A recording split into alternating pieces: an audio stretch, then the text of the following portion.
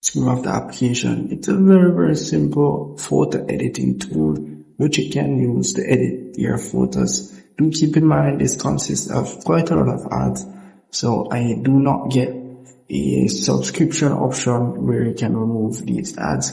So yeah, so if you want to edit an image or a photo, anything at all, you can pretty much tap on the edit option here and select your image that you want to edit. Let's say I want to edit this one here. I'll be able to select it. Once I've selected, I'll be able to edit it as well. So at the top here, you see some features which you can use. You can see here quite a lot of features which you can use as you release this application. Once you're finished editing the image, I'm just going to select something random here.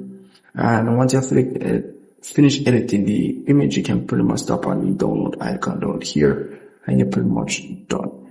So that's how easy it is to use. And yeah, the rest of the feature is pretty much the same thing. Nothing much for the other features. You also have the add text option here. Nothing much, just the same thing as you can see here. So just a basic photo editing application which you can use. So if I've missed anything at all, just comment below. Let me know. I'll see you in the next one.